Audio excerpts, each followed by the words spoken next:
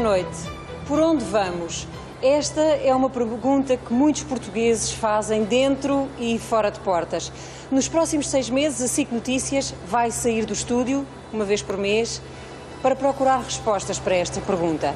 Por onde vamos? E vamos sempre em sítios onde há sucesso, em sítios onde alguém arriscou numa ideia, alguém apostou no negócio, alguém conseguiu vencer, criar postos de trabalho e internacionalizar produtos ou o nome de Portugal. E foi esta ideia que nos trouxe hoje à fábrica de moagem da Cerealis. Era há muito pouco tempo uma ruína devoluta e hoje é um sítio de exceção, é um laboratório de qualidade internacional, é um centro de moagem único na Europa. Eu começo por agradecer ao nosso anfitrião, Dr. Rui Amorim de Sousa. Muito boa noite e obrigada por nos receber aqui. E permita-me esta curiosidade de começar precisamente por porque é que fez um investimento de 22 milhões de euros nesta fábrica quando estamos no meio de uma crise e quando a palavra que provavelmente com que acordamos todos os dias é medo. Bom, a primeira razão para ter feito o investimento é porque acreditamos nele, não é? Acreditávamos no negócio que tínhamos, acreditávamos no conhecimento que tínhamos e nas competências que tínhamos e, portanto, a partir daí foi analisar os dados do problema e ver que o momento também era bom para investir, porque havia condições de financiamento excepcionais, disponibilidade de dinheiro, taxas de juros interessantes, até apoios comunitários que houve na altura, na década recente, e, portanto, achamos que estavam todas reunidas todas as condições para o fazer. Não o fazer seria ter morrido e, portanto, ter acabado, e, portanto, isso não faz parte do nosso léxico e, portanto, fomos em frente. Ou seja, são condições que não vêm todas descritas nos manuais. Há uma dose de coragem e de know-how nestas coisas. Sim, quer dizer, nós somos industriais por natureza. Há muitos anos nunca deixamos de ser. Acreditamos sempre que o processo de transformação, que era destes negócios, do que agora se chama os transacionáveis, que se fazia riqueza, e nós sempre acreditamos que deveríamos continuar naquilo que sabemos fazer e sempre quisemos fazer bem o que fazemos. Portanto, para fazer bem o que fazemos, tínhamos que investir, porque não se consegue fazer bem o que se faz com tecnologias antiquadas.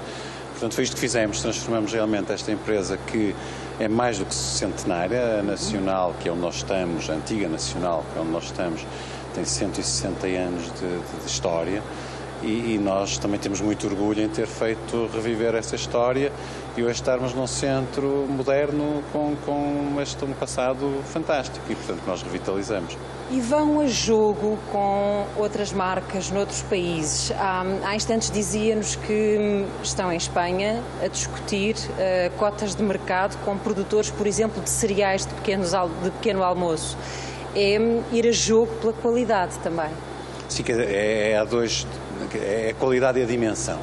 A dimensão é outro fator essencial para termos investido. Podemos fazer muito bem, mas ser pequeninos e não conseguimos crescer. E o mercado hoje é ibérico. Portanto, o primeiro dado estratégico deste problema era ter escala ibérica para podermos servir os nossos clientes nessa mesma escala, porque senão íamos ficar fora dessa corrida. Portanto, dimensão era crítico, saber fazer básico, não é? Portanto, sem saber fazer não é possível porque ninguém nos quer, não é? Portanto, investimos em fazer bem e com quantidade e, portanto, a disputar o mercado ibérico, que é um mercado de 50 milhões de consumidores. E essa entrada noutros mercados faz-se de que forma? Aproveitando portas que os canais oficiais abrem ou utilizando consultoras que fazem estudos de mercado ou arriscando simplesmente? Não, vamos lá ver, o mercado ibérico é um mercado muito de continuidade do nosso mercado. Não, só há competitividade, é o que há, competitividade, fazer bem, servir e, portanto, é por aí que a coisa vai. Quando se fala, penso que a sua pergunta se dirigirá mais a mercados fora da comunidade europeia, onde as regras já são muito comuns para todos e, portanto, não haverá... É competitividade pura e dura. Portanto, quando se fala em ir para mercados fora, realmente acontece algumas aberturas de fronteiras, alguma informação que os organismos oficiais podem trazer, algumas oportunidades, algumas missões empresariais. mas acima de tudo o que haverá é a estratégia da empresa, não é? A estratégia da empresa é o fator decisivo no sucesso dessa abordagem. Depois há facilitadores e o Estado realmente pode e deve e tem que ter um papel facilitador nesse caminho, mas se não se tem as competências, não se vai lá, não é? Há um dado que me impressiona na vossa atividade, que é o facto de os cereais que conseguem comprar em Portugal alimentam esta fábrica em apenas um dia. Sim, isso é um tema de especialização do país, não é? No que diz respeito à agricultura, o país tem uma história muito grande de abandono, que é uma história que está em reconversão, como vamos todos lendo nos jornais, não é? Para outras áreas de cultivo que não, neste caso, o trigo. O trigo é realmente uma opção residual nas opções da agricultura portuguesa. É assim que está hoje, provavelmente poderá mudar se as condições se alterarem, mas não é, enfim, estamos num mercado livre e, portanto, o facto de nos irmos abastecer fora de trigo, outros se abastecerão de outras coisas em Portugal e, portanto, outros cereais em Portugal e, portanto, é assim, é a especialização dos mercados, faz parte da natureza, não é? Marido Sousa, eu agradeço mais uma vez que seja o nosso anfitrião esta noite e que nos tenha aberto as portas desta fábrica e que tenha até aceito o prejuízo de a parar durante algumas horas para que nos possamos ouvir. Muito boa sorte, obrigada. Muito gosto e boa sorte para o programa. Muito obrigada. No primeiro piso deste edifício estão 3 homens com quem vamos conversar daqui a pouco. Filipe Bouton, presidente executivo e sócio da Logoplast, também Pedro Reis, presidente do AICEP, e Alexandre Soares dos Santos, presidente da administração do Grupo Jerónimo Martins. São exemplos de empresas que conseguiram internacionalizar as suas atividades, que exportam também, mas vamos, nesta altura, perceber porque é que num país em recessão é tão importante exportar e essa pode ser uma saída, uma das soluções para reanimar a economia, ter presença com fábricas, com lojas no exterior. Mas internacionalizar e exportar são duas coisas distintas e o Luís Ferreira Lopes vai ajudar a entendermos a diferença. Há 500 anos eram outros os navios que passavam em frente à Torre de Belém. Um século antes da construção deste simbólico monumento à audácia e à saída por outras crises, já as primeiras caravelas saíam do Tejo. Desde então muitas escolhas tiveram de ser feitas, mas a pergunta foi sempre a mesma. Por onde vamos? Qual o caminho? Por terra ou cruzando oceanos? A história repete-se e cá estamos de novo na encruzilhada. Internacionalizar, exportar, inovar, produzir de forma diferenciada não são palavras vãs ou conceitos desconhecidos para muitos empresários, gestores, empreendedores, trabalhadores que, sobretudo, há bem mais de uma década, têm conquistado mercados noutras paragens. Portugal dá cartas a nível mundial em vários produtos e serviços, em diversos nichos e segmentos de mercado, mas quando a economia interna contrai em espiral e a procura dos consumidores lusitanos encolhe, a saída está no aumento da venda de produtos a clientes no exterior.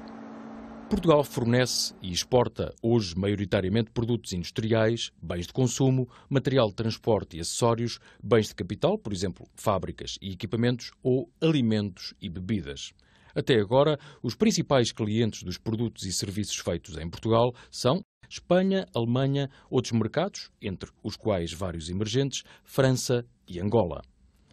A descoberta de novos mercados é um imperativo nesta segunda década do século XXI.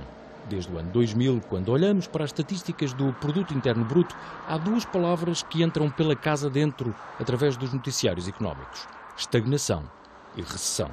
Crescimento que se visse depois da euforia do Euro 2004 só mesmo em 2007, quando a riqueza produzida em Portugal cresceu 1,9% e depois foi sempre a encolher. É óbvio, portanto, que o ritmo de crescimento das exportações terá de ser maior. Vejamos então, de outro ângulo, a azáfama deste porto. À beira-tejo, caminhões, gruas, navios, homens despacham mercadoria. Nuns casos é para venda direta, a chamada exportação, noutros os contentores seguem para fábricas, estaleiros, filiais, lojas de empresas portuguesas internacionalizadas. Qual é então a estratégia? Os estudos mostram que praticamente em cada 3 gestores, 2 optam por investir no exterior sozinhos, contra todos os manuais de gestão. Apenas 1 em cada 4 faz parcerias locais. No processo de internacionalização, opta-se, regra geral, por ter estruturas comerciais próprias nos mercados externos e também por aquisições, para haver maior controlo do negócio. É preciso gerar mais riqueza no país e, para isso, é necessário exportar mais. Ora, exportar um contentor com máquinas, com alimentos, exportar serviços é diferente de internacionalizar, o que significa ter uma presença internacional nos mercados externos. Mas é preciso ter também em conta que Portugal é a 7ª economia mais lenta do mundo. Ora, com ou sem plano de fomento, o foco tem de estar em produzir mais, gerir melhor, ou seja, separar o trigo do joio. Esta máquina faz parte do processo de fabrico de farinha. Dá nota que é preciso muita sensibilidade para moer cereais, ou então gerir um país. E quando se fala que o motor da economia são as exportações, não se pode esquecer nem maltratar a indústria, a produção nacional, o consumo interno, quem afina os equipamentos, quem sabe o que é uma porca ou um parafuso. Quem empilha para um caminhão estas sacas de farinha sabe que é daqui que sai a matéria-prima para as padarias, restaurantes, cantinas e para as casas de milhões de portugueses. Da farinha faz-se pão, bolachas, bolos, massas ou rissóis. Mas para o pão chegar à mesa, o cereal, antes de ser transformado em farinha, passou por estas tubagens. Tal como qualquer um de nós, o trigo, ou o milho, ou o centeio, seguiu caminhos. Passou por crivos. Subiu e desceu, andou num corrupio. Não é preciso ser gestor, nem padeiro, para sabê-lo. É a história do pão da vida. Nesta fábrica moderna, no bairro Lisboeta, operário do Beato, noutros tempos já trabalharam cerca de 1.400 pessoas. O emaranhado de tubagens e estes enormes silos já viram passar milhões e milhões de grãos ou de bagos. E aqui não pode faltar o bago. Para os operários, um silo faz lembrar uma catedral. E quando olhamos para cima, ficamos a saber que Fernando Pessoa e Manuel de Oliveira estão ligados à história desta indústria nacional. Eles também souberam sempre que, na literatura ou no cinema, numa fábrica ou numa economia, para se atingir objetivos e resultados, é preciso carregar no botão, todos os dias, para reiniciar o fabrico da farinha, que, antes de chegar à mesa, passa por máquinas simbólicas como esta da peneiração. Peneirar é filtrar, é escolher por onde vamos, porque na fábrica, na economia, na vida, é sempre necessário separar o trigo do joio. Um dos erros dos gestores e dos empresários portugueses quando olham para um mercado estrangeiro é não fazerem parcerias ou não fazerem estudos de mercados, não procurarem consultores, não lerem os manuais, não pedirem conselhos, e é isso que vamos fazer agora com 2 dos nossos parceiros neste projeto Por Onde Vamos. Apresento Carlos Álvares, Diretor-Geral de Negócios do Banco Popular. Muito boa noite. Olá, boa noite. Quando se parte para mercados externos, o risco aumenta e os bancos tornam-se ainda mais exigentes com o financiamento, é assim? Depende. Se houver bons projetos e se a análise passar, os bancos apoiam. E não tenho dúvida que isso está a acontecer neste momento. Há N empresas no país que estão a funcionar bem e que estão com projetos interessantíssimos. Eu passo a publicidade. Nós temos uma parceria com a Exame e com o Expresso e com o ICEP. E agora com a SIC Notícias? E temos andado a calcorrear as capitais de distrito do país. E temos estado a mostrar aos empresários que o país é possível e que é possível fazer bem. Há N empresas que estão a exportar e que se estão a internacionalizar e apoiadas por bancos nacionais e que estão a fazer bem e que são exemplos e que são casos de sucesso. Obviamente nem tudo está bem, não é? Mas há situações que estão a correr bem. Mas quando me fala em empresários, são empresários já com experiência ou os bancos também contemplam jovens empreendedores com ideias esotéricas ou experimentalistas, por exemplo? Ana, nós temos um país de microempresas. Haverá 300 mil empresas em Portugal com elementos contabilísticos entregues nas centrais de balanços. E 250 mil são empresas que faturam menos de 2 milhões de euros. Portanto, é um país de microempresas. Obviamente, as empresas que têm maior dimensão e que têm maior músculo financeiro têm mais capacidade para ter sucesso lá fora.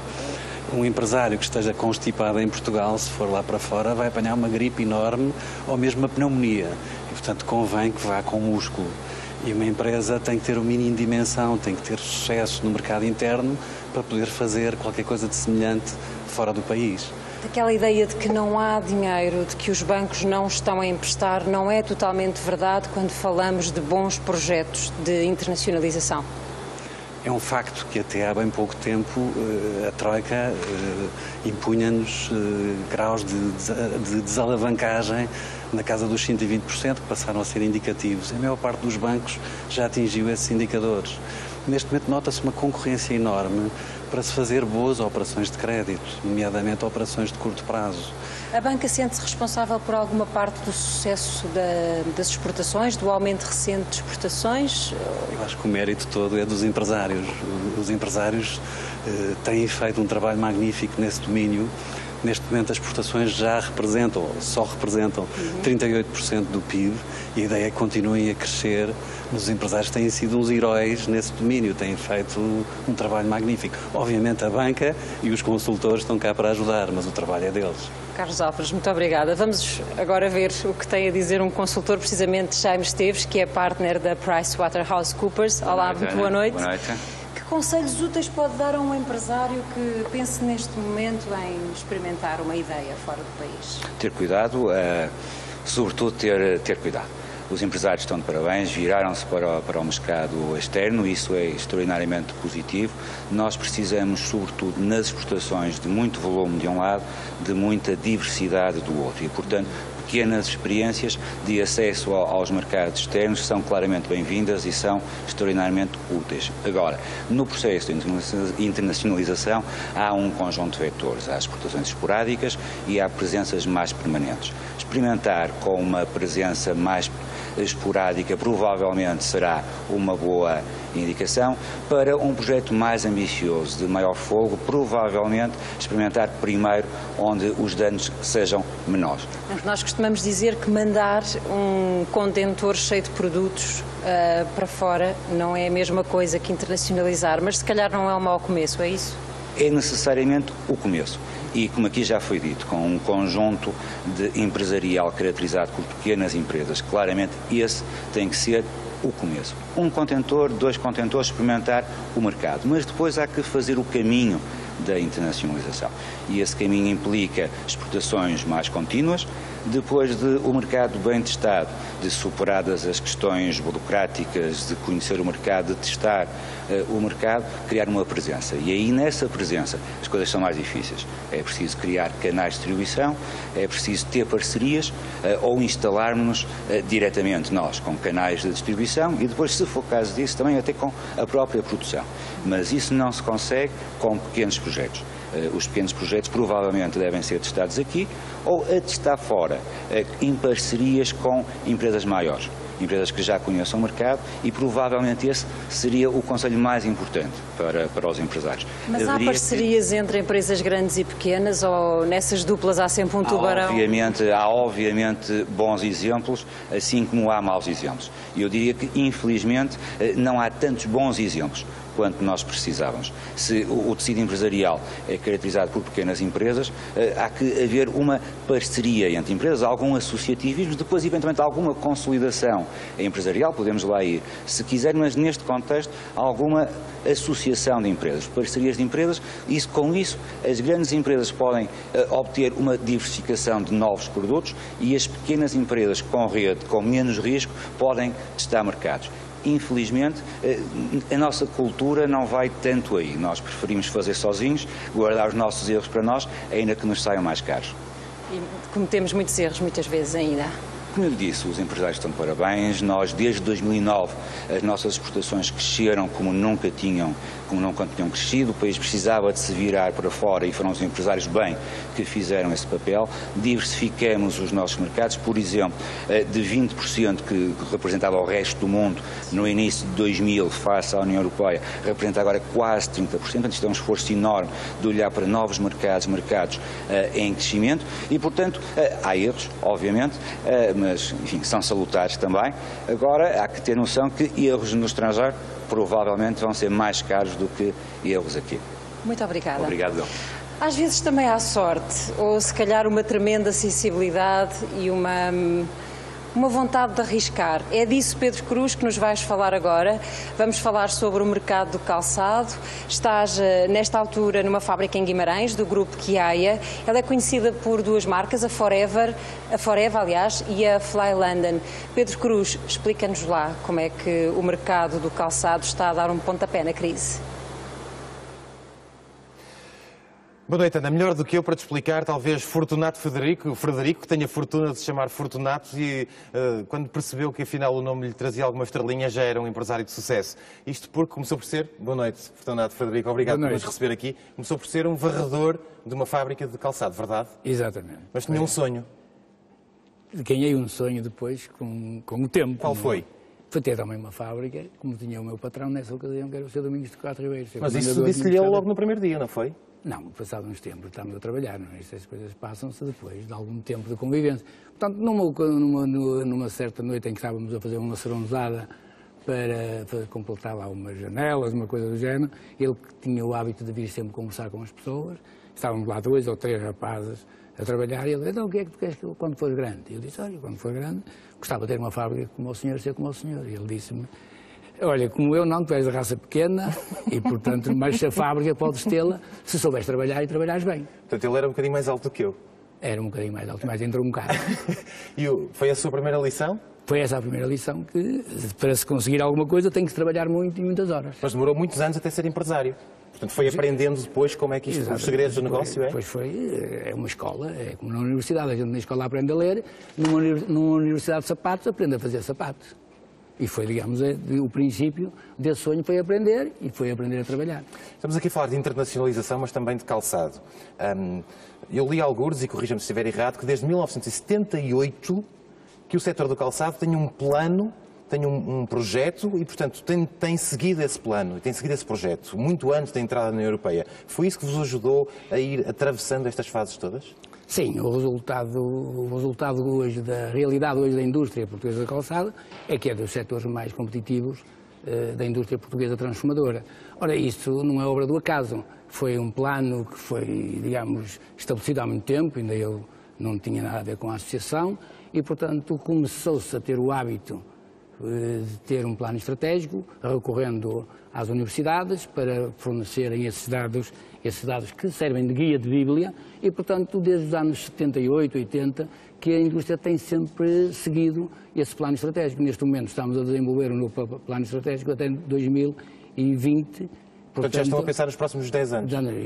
Hoje tivemos uma reunião da APICAPS com o Conselho Consultivo e os órgãos sociais para discutir exatamente esse plano estratégico para 2020, até 2020. O que é que se faz para internacionalizar? É preciso ter uma almofada financeira? É preciso ter arrojo? É preciso ter um clique? É preciso trabalhar? Ou é preciso sorte? É uma mistura, mas eu penso que no nosso ADN ainda temos aquele ADN dos nossos marinheiros que foram por aí fora descobrirem novos mundos. Eu penso que a indústria do calçado tem esse ADN, portanto, é uma indústria que vive, porque o mercado interno é um mercado pequeno e, portanto, vive dos mercados externos. Isto já é uma filosofia que vem do passado, porque mesmo no antigo regime nós tínhamos uma casta de vendedores que passavam meio ano em África a vender as produções das fábricas de sapatos e até da têxtil. Portanto, basta seguir a história quase. Portanto, é seguir o exemplo e melhorá-lo nas vertentes da qualidade, do design e, portanto, não é, digamos, uma invenção dos tempos modernos. Não há nenhum truque, basta só a lógica e bom senso, é isso? Exatamente, o bom senso e a lógica, exatamente. É isso que tem sido o sucesso da indústria do calçado. Que conselho é que dava ao Estado? Que não se meta, que saia da frente, que deixe trabalhar, que não estorve? Que não atrapalhe, e que não crie mau ambiente à volta das empresas, porque hoje a nossa dificuldade maior é o mau ambiente que se cria à volta das empresas, a burocracia, os problemas que não têm nada a ver com os sapatos e que nós somos obrigados a resolvê-los. Eu vou-lhe dar um exemplo muito típico. Eu tenho quase uma pessoa para tratar das cobranças. A vida está difícil, as pessoas têm dívidas e nós hoje temos de ter quase uma pessoa só para fazer cobranças para o banco, para os fornecedores de bens. Eu não tenho nada a ver com isso, mas sou obrigado, por lei, a descontar, a ter uma pessoa que controla essas dívidas para o Estado. Isso não é da minha função. Eu não fiz negócio nenhum com ninguém, portanto, os bancos deviam ter a sua própria forma de cobrar. Não era obrigar as empresas, ao fim do mês, a descontar aos trabalhadores e que eles depois, muitas vezes, são bons trabalhadores alguns e fogem porque não querem estar a descontar do ordenado. É um pequeno exemplo do que se cria à volta das empresas. A Fly London é, de facto, uma marca de referência no mundo inteiro. Está em quantos países? 55 países. Há bocado ouvíamos aqui na conversa que nos antecedeu que é fácil mandar um contentor, difícil é mandar muitos contentores e manter os mercados a funcionar. Qual é o truque? Como é que faz isso? Não tem muitas, não é uma ciência que se estuda, é uma ciência que se vai praticando. A contradição de hoje, o erro de hoje, serve-nos de tempo amanhã, portanto vamos aperfeiçoando os métodos de trabalho e vamos criando novas oportunidades. Muito obrigado. Agradeço-lhe, Fortunato Frederico, mais uma vez por nos ter recebido aqui no coração da fábrica. É o maior empresário português do calçado. O sonho é ter a maior empresa ibérica de calçado. Fortunato Frederico dizia-me ao jantar que espera viver até aos 100 anos para poder concretizar esse desejo. E um outro, faturar até aos 100 milhões. Mesmo com a crise, ele acredita que um dia há de lá chegar. A Fly London está, de facto, no mundo inteiro e foi uma marca, foi um clique, foi quase um acaso que levou a que esta marca de calçado português chegasse agora ao mundo inteiro.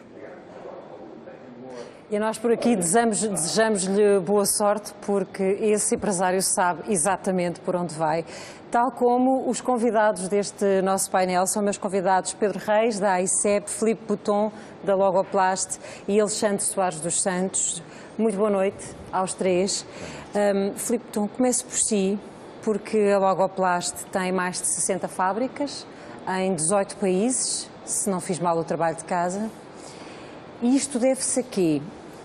Há canais que o Estado ajuda a abrir para dar dimensão às empresas, ou é um risco que correm totalmente sozinhos? Boa noite. Eu acho que a pergunta já indicia uma resposta que eu acho que é exatamente o oposto do que deve ser. Eu acho que em Portugal nós temos muito esse hábito da figura tutelar e omnipresente do Estado que nos deve indicar o caminho, que nos deve resolver os problemas, e quem resolve os problemas das empresas são os gestores, são os empresários, e eles é que de facto têm que resolver os seus temas, definir as suas estratégias, os seus mercados, os seus produtos, ter ideias claras e, enfim, pegando o exemplo da peça anterior, dar corda aos sapatos, pegar na mala e ir à vida e ir à procura de novos mercados. Acho que o Estado tem uma função, sem dúvida que tem, mas é uma função muito mais reguladora, não é uma função minimamente de intervenção nem como ator.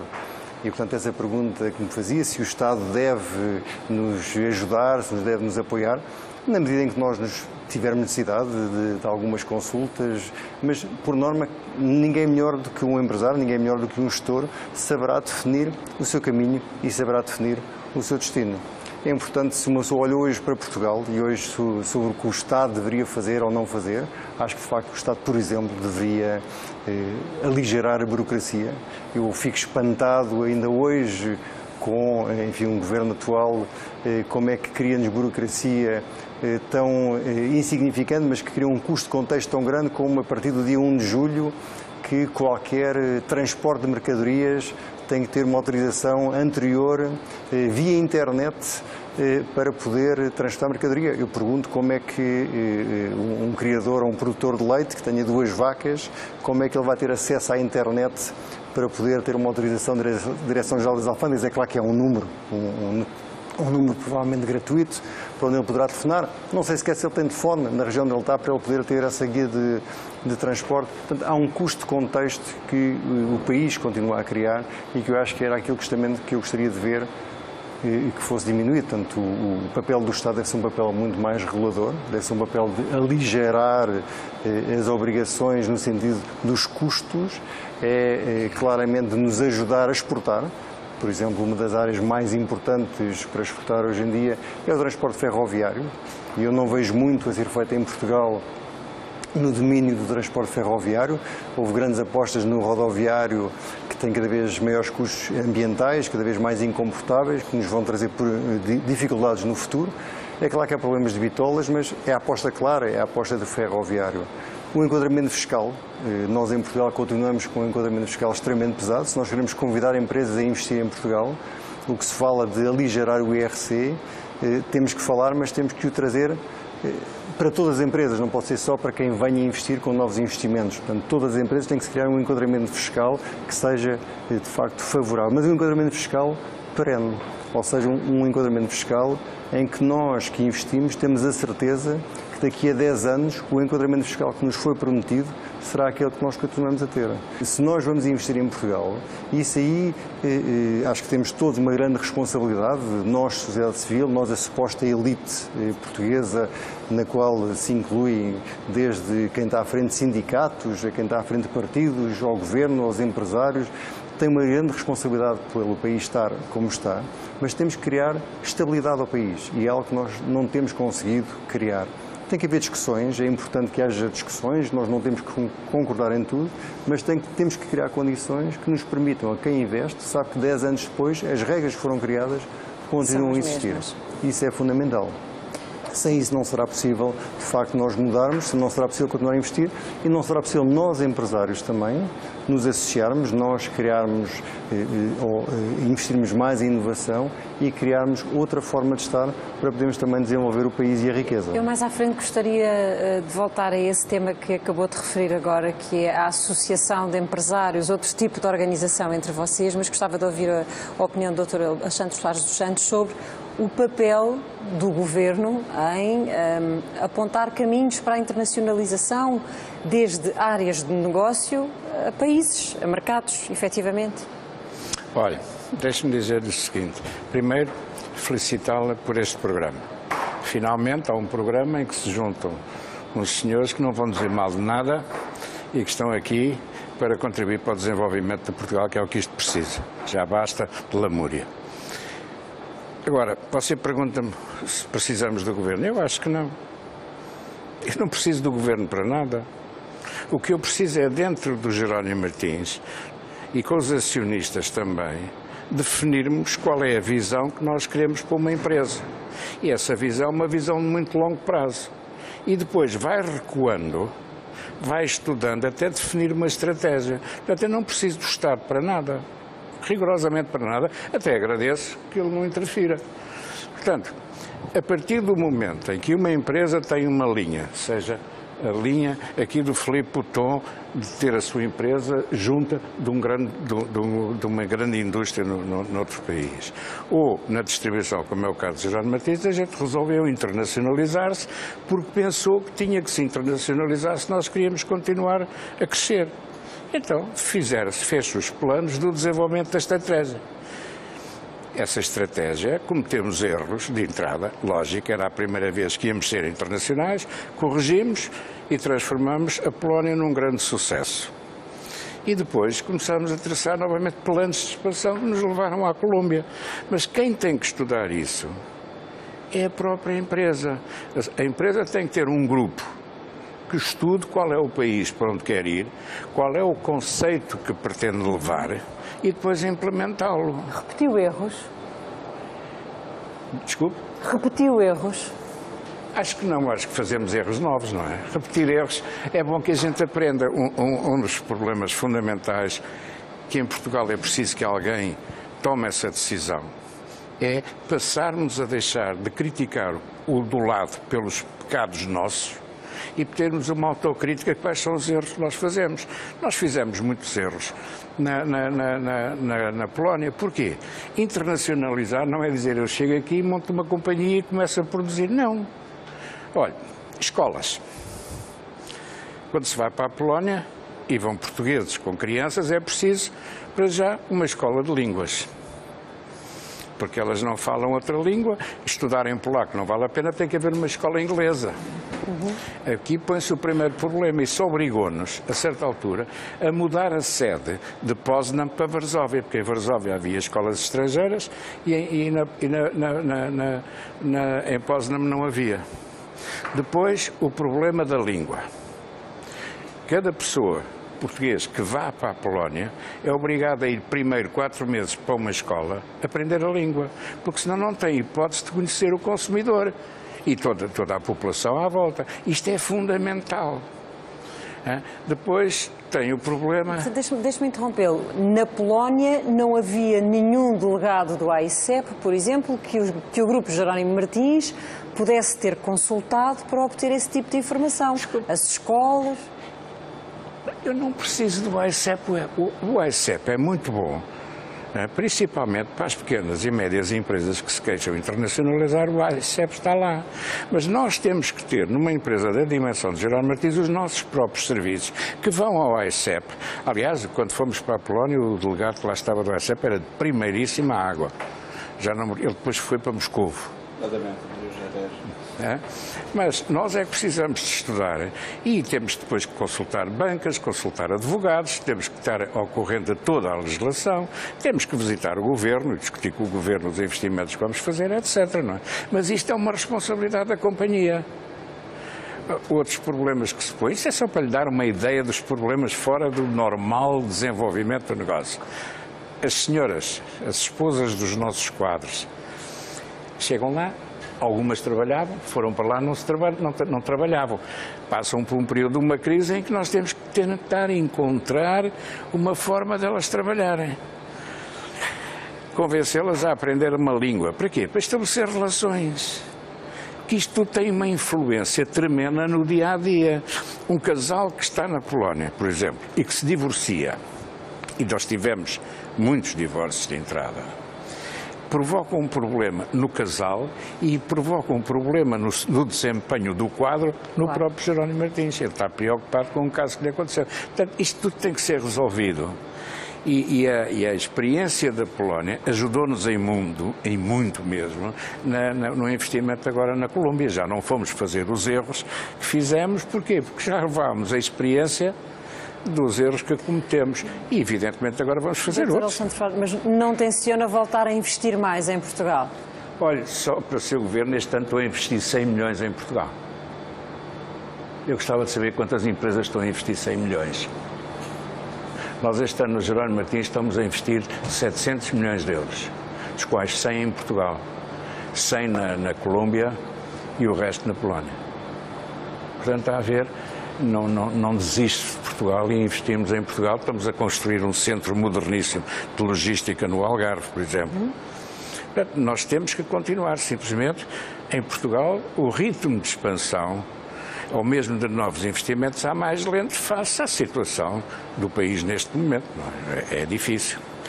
Pedro Reis, de que servem então aquelas visitas que nós vamos acompanhando nas notícias de elementos do governo, de ministros com grandes empresários, se depois os grandes empresários afinal não precisam do governo e só agradecem, pelo menos que não apareçam entraves e que se criem simplificações? Eu espero que as visitas que vão acompanhando e vendo os resultados. Mas deixe-me esta temática arrumar em 3 patamares, o que levantou bem a questão de fundo, a da internacionalização da economia, por um lado, e o que é que o Estado pode fazer pelas empresas. A meu ver, a base está em trabalhar a competitividade das empresas. Criar condições para que as empresas sejam competitivas. E aí estamos a falar, neste primeiro, na base deste edifício que temos que construir, e já vou à diplomacia económica, a meu ver, para as grandes empresas, e ao apoio à AICEP também para as PMEs, mas nesta base, onde tudo se define, estamos a falar, obviamente, da justiça económica, estamos a falar do tema do financiamento, à internacionalização, à exportação, mas em aspectos concretos, não em grandes anúncios, ou seja, o IVA de caixa, o pagamento do Estado, os seguros de crédito, o reforço das linhas, as linhas de apoio às empresas que têm carteiras firmes na exportação, mas que precisam do seu fundo de maneio assegurado. Isso é uma matéria que o Estado e os bancos públicos devem tratar. Obviamente, isso é a estabilidade. Matéria do Ministro das Finanças, isto não é matéria do Governo, é matéria do Estado em relação à economia. Obviamente, a estabilidade e a competitividade fiscal, isso é uma matéria também que há que aprofundar, e também depois entramos na raiz dos problemas. E uma da raiz dos problemas, no momento em que se fala tanto em internacionalização, em investimento nacional e externo e em industrialização, nós temos que também perceber onde é que estão os nó-górdios da competitividade das empresas, ainda dentro do primeiro patamar. Eu, por exemplo, ontem estive a visitar o polo de Estarreja, o polo petroquímico, onde tem 4 grandes empresas, 4 grandes grupos, a CUF, a Cires, a Ar Líquido e a Dow Chemical, e defrontei-me com uma situação, como aliás se passa, por exemplo, com a Siderurgia Nacional, em que nós estamos a falar de captar investimento e corremos riscos de perder investimento, em que, por exemplo, o custo da energia dos grandes consumidores, da indústria pesada, que é o coração da coluna vertebral. Estamos a falar de outra coisa, não, mas que é importante, mas isto é exportação. Captação de investimentos. Mas isto é exportação e internacionalização. E já vou às outras 2 temáticas. Este ponto que o Dr. Pedro está a mencionar é dos pontos mais importantes em Portugal. É crítico. É o custo da energia. Ele afasta investimento. O custo atual da energia afasta o investimento. O nosso custo de energia em relação à Espanha neste momento é mais 20%. Aumentou 17% nos últimos anos na base anual. A mas taxa o Estado média é o regulador. Com certeza, mas eu estou a dizer o que é que o Estado pode fazer. A energia elétrica para a indústria, que é uma matéria-prima, atenção, não é um consumível, nos últimos anos aumentou 47%. O gás natural e o gás que as empresas utilizam aumentou 88% nos últimos 5 anos. O polo de Estarreja precisa de água industrial como matéria-prima. Corre o risco, em 2015, de passar a pagar o preço da água potável. É a diferença de 1,7 euros por metro cúbico para 40 cêntimos. Portanto, estas temáticas são importantes e agora passo à parte propriamente dita da industrialização. Mas se nós não tratarmos da base do problema, vamos acabar por perder a elasticidade da nossa exportação. E não conseguimos aumentar a competitividade. Em relação a nível das grandes empresas, e termino na ICEP, mas não lhe roubo muito tempo. A meu ver, o que o Estado pode e deve fazer é estar disponível a nível de diplomacia económica. Nunca as grandes empresas entenderem que é preciso. Ou seja, atuamos, e vê o caso do vinho e do azeite, do tema da homologação do vinho e do azeite, das barreiras aduaneiras na exportação para o Brasil. O Estado fez o seu papel, a diplomacia económica. A abertura do mercado farmacêutico no Peru foi um trabalho da diplomacia económica. O parar o dumping de exportação de cerâmicas da China para o mercado europeu, e isso atingiria as nossas exportações, foi a diplomacia económica. E depois o ICEP faz follow-up desses negócios. Para captar investimento para o imobiliário, para o setor imobiliário em Portugal, é diplomacia económica e instrumentos. A ICEP, para fechar a pirâmide, a ICEP, por exemplo, junto das PMEs, o que é que nós fazemos é toda a área de capacitação das empresas, ou seja, tentar definir, indicar os riscos que correm na internacionalização, inteligência sobre os mercados, as missões externas que fazemos aos países, aquilo pede um trabalho profundíssimo, porque as PMEs, quando vão para novos mercados, não conhecem esses mercados. Desses trabalho banal. Exatamente, inclui 3 fases. Inclui uma fase em que nós trabalhamos com as empresas que nos identificam que têm interesse naquele mercado e o que é que querem desse mercado. Encontrar parceiros, encontrar sócios, encontrar distribuidores. Nós procuramos fazer esse match. Inclui na missão propriamente dita, trabalhar encontros bilaterais e com autoridades e com reguladores e com o sistema financeiro para que elas percebam o país, e até com empresas maiores e mais experientes que já estão nesses mercados, que podem ser excelentes guias destas nossas outras PMEs, e inclui o follow-up, ou seja, meses depois, quando o tema já respirou, nós percebemos onde é que nós podemos atuar, e também, obviamente, toda a área de trazer as missões inversas, ou seja, trazer importadores. Por exemplo, nós assistimos há muito pouco tempo a uma visita de Estado que incluía a abertura de ginásios na Índia. Qual é a importância disto? Todos os negócios são importantes para os empresários e para os postos de trabalho dessas empresas. Nós não fazemos qualquer discriminação, nem setorial, nem por dimensão. Por dimensão deste negócio. Ana Lourenço, tem os casos eu penso que está-se a referir aos ginásios da Viva Fit, que têm aberto pelo mundo fora, que é um projeto interessante, e que, para esse empresário, já abriu 4 ou 5 mercados. Mas, obviamente, também acompanhamos alguns casos de grandes grupos que se querem posicionar para grandes concursos públicos públicos, e é que é importante um sinal do Estado português da maneira e da importância com que vê que esses grupos têm para a economia portuguesa e que podem favorecer o que esses países procuram. Muitas vezes vão à procura das nossas competências nas energias renováveis, muitas vezes vão à procura das nossas competências nas tecnologias de educação e conhecimento. Quer dizer, tem nestas missões e destas parcerias, e eu aqui nem sequer quero contabilizar. Mas eu gostava de perceber em concreto qual é o papel do AICEP numa destas viagens, numa destas missões. Por exemplo, esta questão da Índia, por exemplo. Certo. A AICEP começa por angariar e sinalizar às empresas informação sobre o mercado da Índia, que não conhecem. Ou seja, pomos em confronto e organizamos seminários e passamos informação sobre quais são os setores-chave da Índia, por onde é que passa o crescimento da economia indiana. O segundo momento nessa organização é levá-las e fazê-las encontrar quem são os seus parceiros certos. Ou seja, quem é que lhes pode abrir um mercado? Quem é que lhes pode facilitar penetrar na capilaridade dos vários stakeholders que eles vão precisar? Que vai desde o parceiro comercial ao fornecedor-chave, ao banco que lhes pode financiar a operação ou à aprovação do Ministério. No processo de internacionalização de empresas portuguesas, tem uma noção da percentagem que foi mérito ou interferência da ação do AICEP? O mérito é todo das empresas.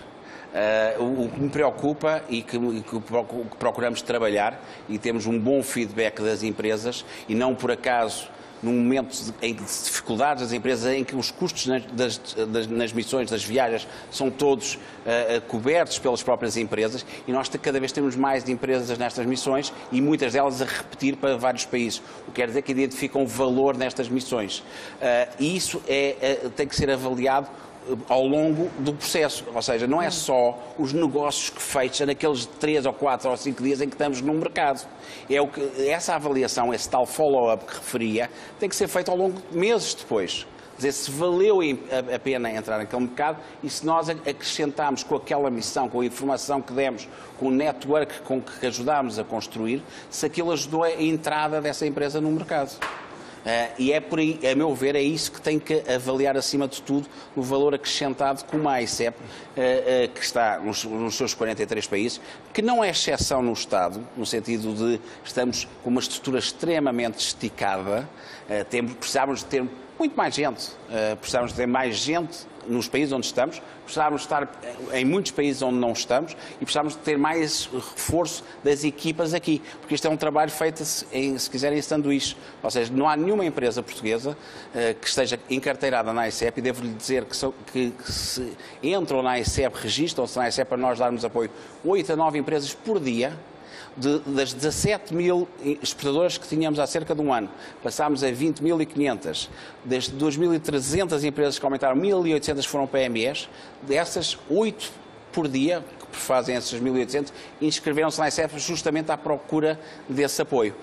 E isso é absolutamente determinante, que nós conheçamos a realidade aqui, por isso atribuímos, por exemplo, um gestor por cada empresa. Ou seja, cada empresa tem um focal point dentro da AICEP, conhece os seus mercados, procura conhecer os seus produtos e serviços dentro do limite da nossa estrutura e que depois interage com os tais responsáveis da rede externa nos vários países. Diga. Eu ia lhe perguntar, porque nos deu há pouco a notícia de que vai fazer um investimento de grande dimensão em Portugal, quantos postos de trabalho novos é que isso implica? Tem esse cálculo feito? Não, eu penso que em número de novos empregos não vai haver um grande aumento. Não vai haver um grande aumento. Um dos problemas que você tem hoje em Portugal é melhorar a produtividade das pessoas, melhorar a eficiência das empresas, porquanto o consumo não está a aumentar. Como o consumo não aumenta, você tem que se tornar cada vez mais eficiente. E onde fechava os olhos, tem que deixar de fechar os olhos e tem que olhar. Portanto, o aumento da produtividade é importante. Aquilo que eu considero neste momento mais importante para a empresa em Portugal é o não despedimento. Essa é a função social da empresa neste momento? Ouça, dentro de Jerónimo Martins, a nossa responsabilidade social está em tentar manter os postos de trabalho a todo custo. Há diversas formas de o encarar, mas posso lhe dizer, por exemplo, o ano passado gastámos 2,5 milhões de euros a alimentar o nosso pessoal. Pessoal que não tinha dinheiro porque se endividaram de tal maneira, nem sabiam sequer quais as obrigações financeiras que tinham. Nós fizemos um inquérito a 25 mil pessoas e ficamos apavorados com a situação. E então criamos um fundo que atingiu os 2,5 milhões e este ano vai passar os 2,5 milhões para 3, em que as pessoas tinham uns vales, têm um cartão de crédito especial da companhia que lhes permitia comprar nas lojas e portanto, ter alimentação. E tivemos casos interessantíssimos de pessoas que devolveram o cartão dizendo já não preciso. Portanto, só para ter uma ideia da situação, só em produtos alimentares para obras de caridade foram 11 milhões de euros. 11 milhões de euros. Se contribuiu. Mas deixe voltar àquilo que eu considero importante, a internacionalização. O ICEP ajuda. E ajuda muito. Isso não há dúvida nenhuma. Ainda agora vi no Congresso de Aveiro, da Universidade de Aveiro, as consultas a que o ICEP lá estava e que respondeu, e estavam permanentemente as pessoas a falar. Mas o problema está nas empresas. Você, para internacionalizar uma empresa, tem que ter uma estratégia, tem que ter dinheiro, tem que estar disposto a perder esse dinheiro durante uns anos. Portanto, tem que ter uma ideia e, para implementar, tem que esperar. Isto não é estar e pôr ao fumeiro. Porque há milhentas empresas que querem exportar. Como o caso dos vinhos. Assim como exporta Portugal quer exportar, a África do Sul também exporta, a Argentina também exporta, a Chile. Portanto, os compradores de vinho são recebidos todos os dias por centenas de vendedores que vêm a vender o mesmo produto. Portanto, quando você se vai internacionalizar, tem que ter consciência disso. E tem que estar disposto. Nesta história não é por fax nem por e-mail que se exporta. Tem que se montar um escritório, tem que se conhecer o mercado, tem que se ter o produto que o consumidor quer. Eu vou-lhe dar um exemplo fantástico. Os vinhos para a Polónia. Os vinhos para a Polónia, a cadeia Biedronka tem 15% do mercado de vinhos na Polónia. Desses 15%, 35% são portugueses. Mas demorou mais de 2 anos a convencer os produtores portugueses a venderem um vinho que o polaco gostasse de beber. Não é dizer, eu gosto imenso deste vinho, é isto que eu vou vender. Não! Tem que se vender o produto que é comprável. E repare que hoje, por exemplo, em vinhos, o Pingo Doce comprou o ano passado 15 milhões. Para a Polónia, para a marca Joaninha. 15 milhões de euros de vinho. 5 milhões e 700 mil garrafas. Há uma curiosidade que tenho em relação a si e deixe-me perguntar, porquê que nunca se dedicou à produção? Eu lembro-me de o ouvir uma vez, creio que na SIC Notícias precisamente, a queixar-se que, por exemplo, na altura da Páscoa tinha de encomendar cordeiros à Espanha porque não há produção nacional. Nós somos acionistas de um dos maiores grupos agroalimentares deste país, que é a Fimalé Varigo, que hoje é chamada Unilever Jerónimo Martins. Depois, com a evolução da União Europeia... Mas isso é distribuição, não é agricultura, ou é agricultura? Não, é produção. É produção. Margarina, detergentes, sabonetes, tudo. Estou a falar de agricultura. O Skip é feito para leva. É feito por Jerónimo Martins, com a Unilever. A agricultura foi uma área que nunca lhe interessou? A agricultura, todo mundo fala na agricultura. Isto agora vamos todos para o campo plantar batatas. Não é isso. Não é bem assim. Há pouco ouvimos o CEO da Cerealis, sítio onde estamos, a explicar-nos que compra todo o trigo que há disponível em Portugal para ele comprar e isso dá-lhe um dia de produção nesta fábrica. E nós temos terrenos completamente abandonados. Primeiro que tudo, vamos meter na cabeça dos nossos agricultores a qualidade. E os contratos são para se cumprir. Os contratos são para se cumprir. E a eficiência na produção tem que ser total. Portanto, o que eu penso é que na agricultura em Portugal não é com o minifúndio que vamos a alguma parte, é com o latifúndio. E latifúndio baseado nas técnicas modernas. Como está hoje a acontecer nas flores. como está hoje, nós exportamos qualquer coisa como 800 milhões de euros de flores, não é? Nos legumes, nas frutas. Olha, o ano passado, em frutas e vegetais, importamos 15 milhões na Polónia. 15 milhões de euros. 13.326 toneladas. Portanto, isto já são empresas que estão preparadas para exportar a um preço competitivo. É que fala-se muito na competitividade em Portugal. E diz-se que o Estado é que tem que criar. Não é o Estado. Nós temos que olhar para a eficiência nas fábricas, para a eficiência na agricultura, para os investimentos, para o absenteísmo. Ninguém fala em Portugal. O absenteísmo em Portugal é altíssimo. Portanto, isto tudo contribui para o aumento de custos. E aqui gosta-se muito de falar nas competitividades e ninguém olha para isto. Caminhos de ferro, eletricidade. Eu vou-lhe contar uma coisa muito interessante. O George Bush, pai, preocupado com a transferência da indústria americana para a China, mandou fazer um estudo porquê. E chegou à conclusão que as empresas americanas estavam a ir para a China não era pelo custo da mão de obra, era pelo custo da energia. E então mandou estudar, e sabe uma coisa, os americanos em 2016 vão começar a exportar gás para a Europa a $3 o metro cúbico. A Europa fechou o contrato com a Rússia a 17. Isto está publicado em relatórios. Exatamente. Portanto, não há hipótese. Não há hipótese. Como é que é possível lutar com os americanos a exportarem a 15 e a Europa a comprar a 17? E não vem mais cedo porque os portos americanos não têm a capacidade para exportar, porque os americanos estão preparados para isso hoje.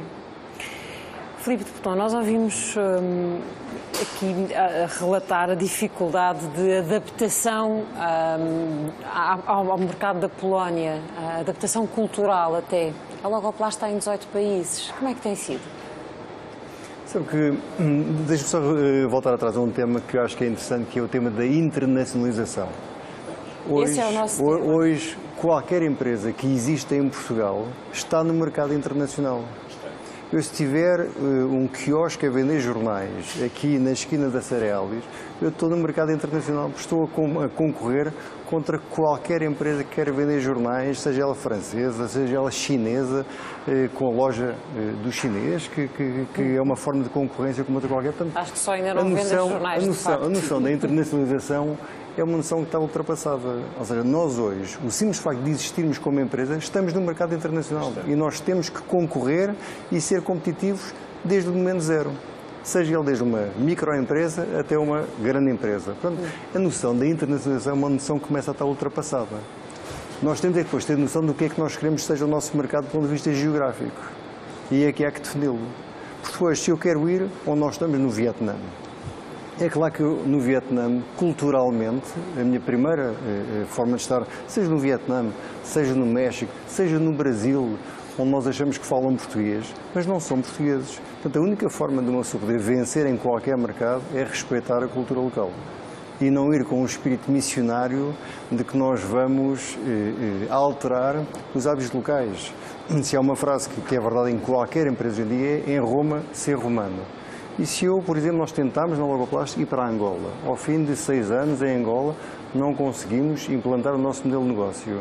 Não é Angola que está errada, nós é que estamos errados. Nós não conseguimos adaptar o nosso modelo de negócio à realidade angolana.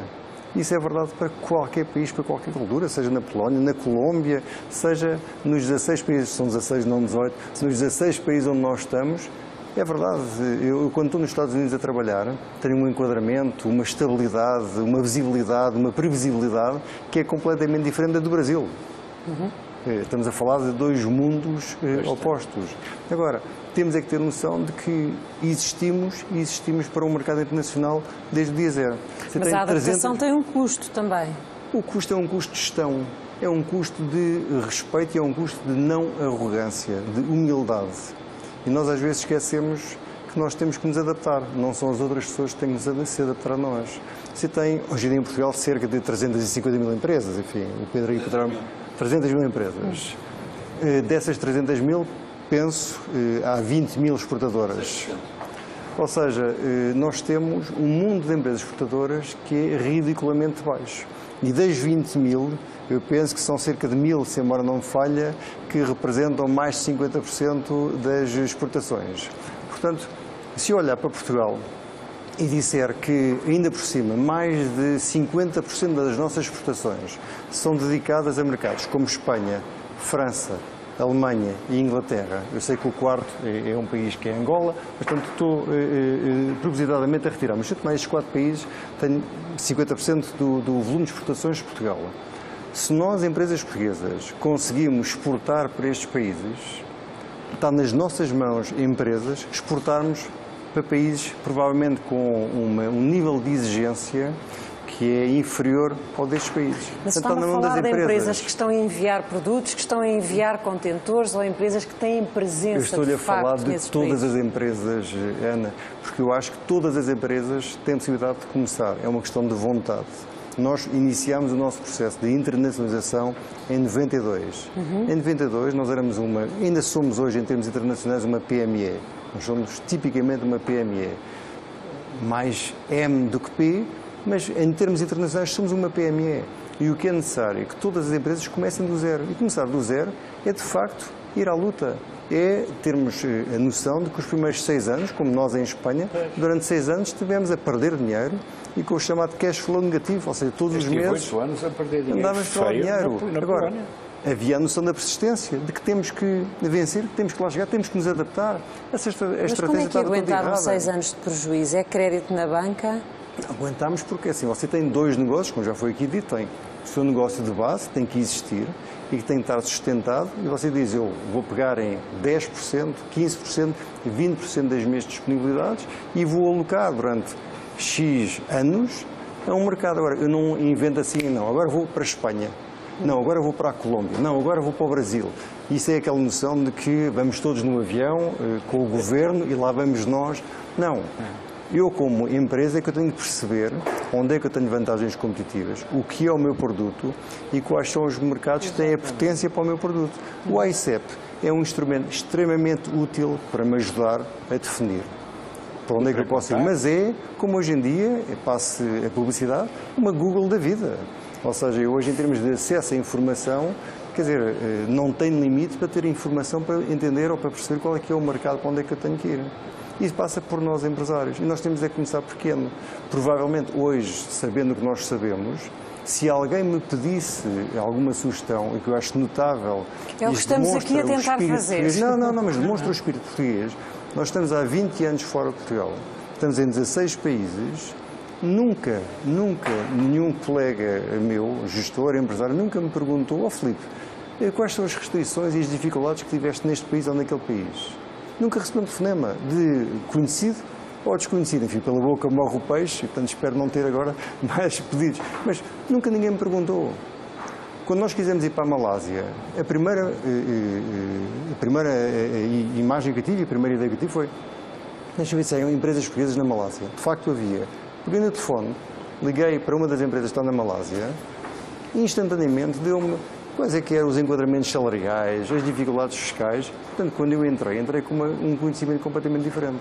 Portanto, há aqui uma noção que é uma noção cultural de nós portugueses, que estamos à espera que alguém nos leve para fora. E voltamos à sua primeira pergunta, que alguém nos leve pela mão e nos diga, olha, agora vais pôr o teu dinheiro aqui. Não, este dinheiro que vai dizer onde é que eu ponho o dinheiro. Mas a empresa faz um investimento tremendo em investigação e tem um produto que provavelmente é raro no mercado internacional. Eu costumo dizer, na brincadeira, nós vendemos uma commodity, uma embalagem de plástico é uma tigela, não tem qualquer valor acrescentado. É um produto sem valor acrescentado. E quando nós começámos a vender, tivemos que entender ou perceber como é que nos podíamos diferenciar dos outros. Isso não passa por investigação, passa por conhecer. Nós estamos numa empresa que vende um produto que é uma commodity massas. É uma commodity, mas eles entenderam como é que eles vão conseguir pegar neste produto, uma embalagem mais azul, mais encarnada. Não, os chineses não gostam de preto ou gostam de encarnado, então vamos vender assim, vamos pôr um rótulo diferente. Não está a desvalorizar o investimento que fazem na investigação, com Eu não certeza. estou a desvalorizar. O que lhe estou a querer explicar é que todos nós começamos do zero. E nada se faz de um dia para o outro. Nós temos 20 anos deste caminho. Nós, em 20 anos, hoje em dia, de facto, temos a Banca Internacional que nos ajuda e que nos apoia nos investimentos fora de Portugal. Mas foram 20 anos de namoro para chegar até esta situação. Quando nós iniciámos, nós pedimos a um banco português que nos apoiasse em Espanha e esse banco português disse-nos: sim, senhora, nós emprestamos o dinheiro desde que você me dê uma garantia bancária de outro banco. E isto foi a primeira vez que nós quisemos investir em Espanha. Hoje falamos de investimento, ou falamos de banca, falamos de financiamentos. Há duas formas que eu acho que podia ajudar a financiar a economia portuguesa. Uma relativamente fácil seria que o Estado pagasse o que deve. Instantaneamente, enfim, eu lembro quando este governo tomou posse, embora não falha, tínhamos cerca de 3 mil milhões de euros de dívida do Estado às empresas. Acho que era esse o valor que estava e que o governo se comprometeu, mas a culpa não é deste governo, não estou a responsabilizar deste governo, estou a responsabilizar mais uma vez os últimos 15 anos do que nós tivemos, todos nós, a fazer em Portugal. Sim. Tínhamos 3 mil milhões de dívida do governo às empresas. Se o governo pagasse o que deve, era uma injeção de liquidez no mercado tremenda e que iria resolver muitos problemas de tesouraria.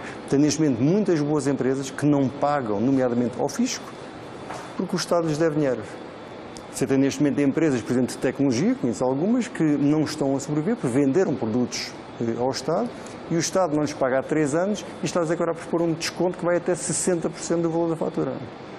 Existe uma figura que pouca gente conhece em Portugal, que é o cabimento. O cabimento é uma ordem de cabimento que é o Estado português tem que definir uma ordem de cabimento, provavelmente o Pedro saberá, para autorizar pagamentos. Como as ordens não são passadas, os pagamentos não são feitos. Essa seria uma primeira forma de injetar. Uma segunda forma, a banca portuguesa hoje em dia tem liquidez. Hoje em dia a banca portuguesa, e nós começámos a ser visitados recentemente, nos últimos 3, 4 meses, pela banca portuguesa, a querer nos emprestar dinheiro. Da mesma forma que a banca nos quer emprestar, projetos de exportação para apenas. projetos em Portugal, para projetos para fora de Portugal. Mas da mesma forma que a banca portuguesa nos está a propor dinheiro a nós e a outras empresas com certeza, e hoje a banca é muito mais cuidadosa, com certeza, entre as empresas chamadas boas e más, mas a banca tem um papel importante, por exemplo, que seria, com empresas viáveis, capitalizar essas empresas, entrar no capital dessas empresas. Um dos dramas que nós temos em Portugal é a descapitalização das empresas, que leva, por exemplo... Você está a tocar num ponto importante. Você fala muito nos empréstimos, mas as empresas têm que ter um capital suficiente próprio a avançarem. Mas como nós sabemos, em Portugal, grande parte da descapitalização tem a ver com o regime fiscal que levou ao incentivo à não capitalização das empresas. E ao desvio de dinheiro de empresas para se meterem na bolsa, na aqui e acolá. Eu não sou muito negativo, acho que há empresas portuguesas e empresários muito bons, portanto eu não iria muito por aí. Mas acho que a banca neste momento tem um papel importante que pode ter e que pode ajudar. E pode ajudar as PMEs portuguesas, que há muitas boas PMEs. Deixa-me só ouvir a opinião do Dr. Alexandre sobre esta questão da forma como os... Você venceu, não é por um problema de ter tido ou não ter tido financiamento bancário. Você venceu porque tem management. O problema é que vocês estudam e nós estudamos, temos management. E a maior parte das empresas não tem management.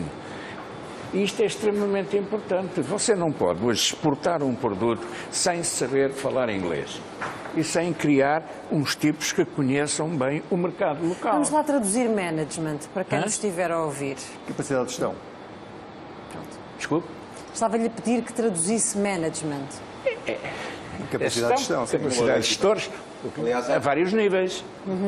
Você tem que ter... Mas concordará comigo, Alexandre, que hoje em dia, concordo plenamente consigo, mas concordar também comigo que hoje em Portugal há uma nova geração de empresários com uma formação e uma educação, e são esses que estão a vencer. E depois há uma transição geracional também que se está a realizar em Portugal, que está a trazer ao mercado muita gente muito boa. Porque nós em Portugal temos gente fantástica, muito melhores do que estão fora de Portugal. E há muita gente desta gente fantástica que estava a ser apoiada pelo AICEP, pelo programa Inove Contacto. Este programa está em risco ou não? Vai acabar? Pois foi a primeira medida que tomei quando cheguei à AICEP, foi justamente acelerar o programa do Inove Contacto, que estava parado. Porque aguardava uma decisão. Parado e com uma sentença de morte dada por... Nós não só continuámos com o programa, como inclusivamente este ano alargámos numa parceria com o Turismo Portugal. Ou seja, conseguimos pôr mais 50 jovens na área do turismo a ser colocados em empresas a nível internacional. Portanto, o Inove Contacto não está nem ferido de morte. Obviamente que tem um número hoje mais reduzido do que tinha antigamente, porque o financiamento é o que é, e até já chegou a ser 9 meses no estrangeiro e hoje em dia é 6 meses.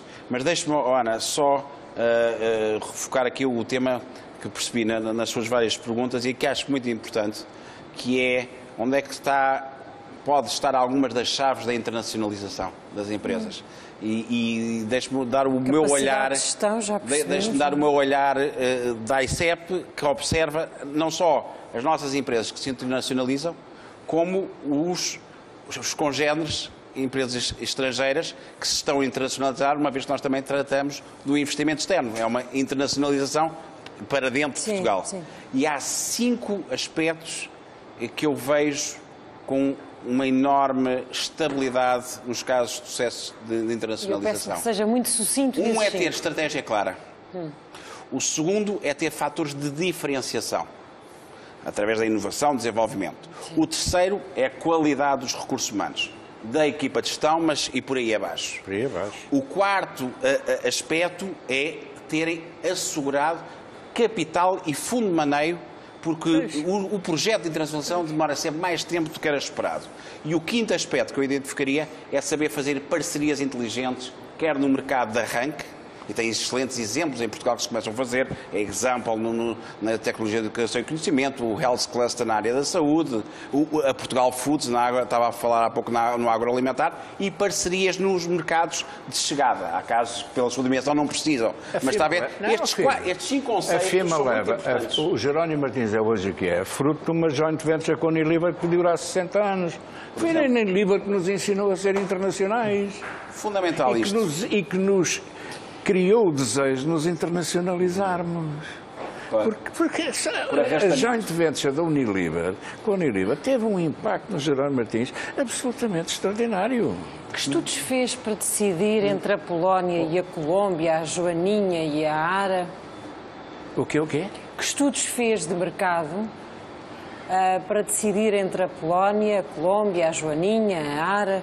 Olha, a Polónia foi através das viagens. Quando caiu o regime comunista naqueles países, em 91, eu meti-me a caminho e fui visitar a Hungria, fui visitar a Polónia, fui visitar aquilo que era a Checoslováquia, etc. Porquê? Porque queríamos internacionalizar, mas tínhamos noção de uma coisa muito importante: eu não tinha massa crítica para entrar em mercados de muita concorrência. Era pequeno, tinha só as vendas de Portugal. E entrando no mercado internacional tem que me pôr a par com a concorrência. Então escolhi a Polónia. Porquê? País extremamente ocidental. De todos os países da velha cortina da União Soviética, a Polónia era o mais ocidental de todos. A República Checa não gosta muito de estrangeiros. Okay. Eu acho que já entendemos a escolha pela Polónia. E depois a Colômbia? Qual foi o paralelo? A Colômbia pôs-se o problema de não termos podido ir para a Ucrânia, porque a Ucrânia não é um Estado de Direito. Então nós não íamos. Então, para onde é que havemos de ir? E temos vários princípios. Primeiro, ser um país cristão. Ser um país que goste da iniciativa privada, que a apoie. E ter uma estabilidade fiscal tremendamente importante. E uma taxa de crescimento muito boa e mais. O mínimo de 50 milhões, 45, 50 milhões de habitantes.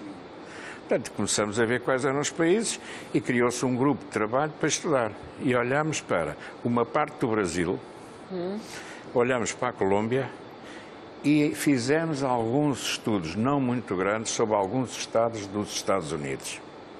E optamos pela Colômbia. 50 milhões de habitantes, ou quase 50 milhões, não é? Um país em que adora a iniciativa privada, tem o apoio do governo e principalmente o apoio da sociedade civil. Isto é extremamente importante. A sociedade civil recusa a interferência do Estado na economia. Isso para nós era extremamente importante. E, portanto, tivemos a estudar durante 2 anos e criamos as condições para entrar. Mas deixe-me dizer-lhe uma coisa extremamente importante. Sabe qual é a língua oficial dentro do Jerónimo Martins?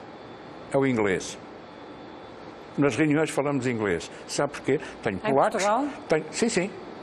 Tenho polacos cá. Tenho portugueses na Polónia e estamos agora aos colombianos. Portanto, não vamos começar todos a aprender português, outros a aprender polaco, não. Há uma língua. E isto é que é o resultado de nos queremos transformar numa multinacional. A multinacional tem uma língua, seja ela qual for. Nós optamos por o inglês. Portanto, se estamos só nós portugueses, evidentemente estamos a falar português. Mas se basta estar um estrangeiro para a língua passar a ser o inglês, e os memorandos entre as empresas são todos em inglês. Eu não resisto a pedir-lhe que me conte a história da Joaninha e do significado da Joaninha na Colômbia e a decisão... Na Biedronca. Pois, essas coisas fazem-se pesquisas. E então, a Joaninha era ao poupar. E como o nosso conceito incluía preços baixos, então chamou-se Biedronca. Mas depois, na Colômbia, não pôde ser. Na Colômbia não, foi Jesus, era um nome teu, não sei o nome espanhol, mas era qualquer coisa como bicho. Era qualquer coisa como? Como é que se diz isso? Não faz ideia. Com sentido dúbio. Não era Mariquinhas, andava ali à volta, o nome era assim parecido com esse. Por isso ficou, e então na Colômbia. caiu rapidamente a tradução. E depois fizemos vários estudos e a Colômbia é o país do mundo que mais diferentes tipos de pássaros tem. Escolheram a ara. E daí foi testada a ara. Filipe tinha-me sido a palavra. Sabe que há um tema só muito importante para acrescentar, talvez, para nós empresários, que é, e que muitas vezes esquecemos, que é o chamado sair da zona de conforto. E nós, portugueses, não gostamos de sair da nossa zona de conforto. É um drama. Nós não gostamos. E isso é fundamental para termos sucesso. É, de facto, nós termos ambição, sem dúvida, os 5 pilares, enfim, que foram aqui defendidos também, mas, sobretudo, ter a coragem de sair da zona de conforto. E nós não temos, culturalmente, essa característica dentro de nós. Tivemos sempre, fizemos os descobrimentos, fartámos-nos de sair daqui. Depois ficámos quietinhos. Pois. É que os descobrimentos que fizemos foi há 500 anos. É preciso estarmos aflitos para sair, é isso? Há 500 anos, de 500 anos até hoje, falamos sempre dos descobrimentos, mas foi há 500 anos. O mundo não se gera por algo há 500 anos. Não sei se quem é que está numa zona de conforto hoje, efetivamente, a maioria das empresas estão neste momento a rapidamente ter que sair dela, como é óbvio. Portanto, estamos todos a perceber que ou saímos dessa zona de conforto ou estamos mortos. Com 20% de desemprego, mais de metade das pessoas sem nenhum tipo de apoio. Falar em zona de conforto seria uma forma interessante se o Estado, por exemplo, apoiasse uma figura que o Estado pode fazer. Se tem 300 mil empresas em Portugal, basta que o Estado apoiasse a criação de um posto de trabalho por empresa, você eliminava metade do desemprego em Portugal. Eram 300 mil postos de trabalho que você criava instantaneamente em Portugal. Portanto, às vezes há coisas que se podem fazer com alguma inovação. Não é preciso também ir à procura. Se nós queremos só apoiar nas grandes empresas, que é algo que muitas vezes eu ouço falar em Portugal, que só queremos é apoiar as grandes empresas, veja quantas grandes empresas em Portugal aqui existem e quantos postos de trabalho é que teriam que ser criados para igualar o apoio de 300 mil a criarem um posto de trabalho. Agora, olhava para a empresa, hoje em dia, nenhuma empresa vive fora, nenhuma empresa sobrevive no mercado atual sem claramente inovar. Falava de inovação há pouco e é óbvio que a inovação é fundamental para poder sobreviver. Muitas pequenas empresas não têm capacidade de inovar, porque custa dinheiro inovar, custa dinheiro investir em inovação. Mas nós podem fazer protocolos com faculdades? Mais do que protocolos, podem se unir. E aquilo que nós, empresas portuguesas, mais devemos fazer é unirmos uns com os outros.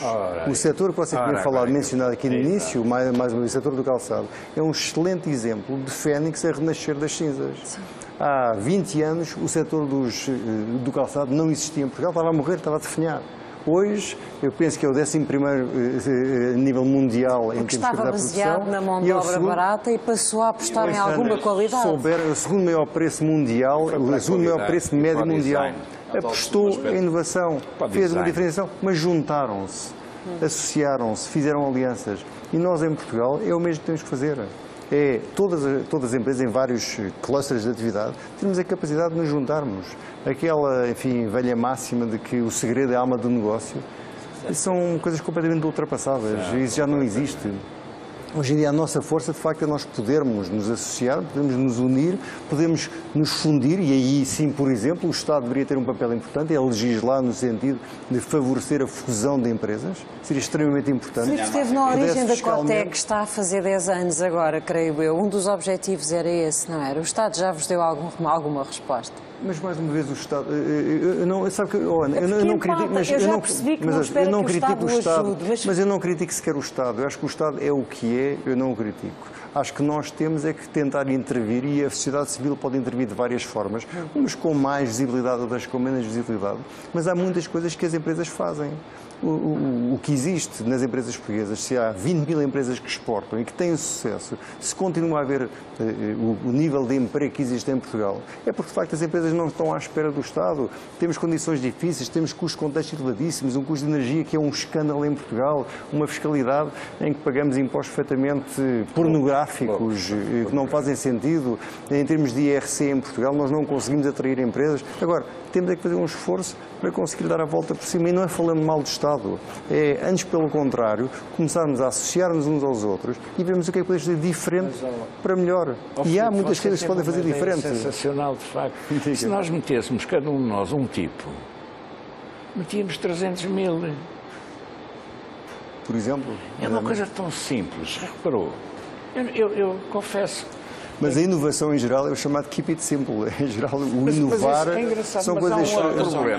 Há um outro problema. Estava-me a lembrar que alguém em tempos prometeu 150 mil e não cumpriu. Há uma coisa que já estamos a terminar, mas eu, por acaso, em relação ao que o Filipe disse, eu acho que as empresas fizeram um ajustamento muito mais cedo que o Estado. Claro. Ou seja, o que eu vejo, e vejo isso todos os dias nas empresas que estão a exportar e a internacionalizarem-se, já fizeram o seu modelo de negócio. E quem tem que sair da zona de conforto é justamente o Estado. Ou seja, ainda há muito trabalho a fazer que não tem nada a ver com troika, não tem nada a ver com dificuldades de financiamento, tem a ver com tornar o Estado muito mais amigo do investidor e muito mais amigo das empresas e desburocratizar. E desmantelar custos contextos da energia são os... Mas não é só o Estado, doutor. É a sociedade civil que não gosta da iniciativa privada. Porque as empresas, há muita empresa que já saiu da zona de conforto. A sociedade civil gosta da progressão do Estado. Mas eu gosto de ver... A sociedade civil não gosta da iniciativa privada ou gosta da proteção do Estado? Não gosta da iniciativa privada. O português gosta de ser funcionário de Estado. Mas sempre foi. Sempre foi. E enquanto isto existir, Portugal acaba sempre a sofrer. Mas eu vou-lhe dar um exemplo em seguimento do que disse o Filipe. O Filipe teve uma ideia excepcional. Por exemplo, a quantidade de quadros de categoria que está no desemprego. Quando você tem um banco que tinha 20 mil funcionários, tem hoje 6, e que estão muitos em casa a ganhar um salário e não trabalhando, esta gente podia ser de uma utilidade para ir trabalhando para empresas, ajudar as empresas a desenvolverem estratégia, a desenvolverem recursos humanos. Eu estou a concluir o meu tempo e agradeço imenso que tenham aceitado este convite da SIC Notícias para um primeiro de 6 programas e acho que deixaram aqui desafios muito importantes e uma análise muito lúcida e se calhar até uma provocação. Eu não me vou esquecer dessa ideia de dar um emprego, cada empresa dar um emprego. Mas queria acabar o programa perguntando-lhe assim como é que vai ser o seu 1º de maio da manhã. Lembro-me do 1º de maio do ano passado. Olha, essa é que eu não esperava. Olha, deixe-me dizer... Não há promoções no Pingo Doce amanhã? Hoje há uma coisa muito interessante. Há um jornal económico no online diz que o Pingo Doce vai fazer promoções de 50%. No mesmo jornal, no papel, diz que o Pingo Doce afirma a dizer que não faz nada. Não, o Pingo Doce... O ano passado foi verdadeiramente excepcional. Porquê? Quero que eu lhe explique. Foi muito simples. Já falámos sobre isso. Tá. Agradeço-lhe imenso, desejo-lhe um bom 1º de maio. Obrigada pela notícia. Agora desejo a todos um bom 1º de maio. Obrigada a todos. Foi o primeiro de uma série de 6 programas. Falámos sobre internacionalização e ouvimos quem de facto sabe por onde vamos. Boa noite.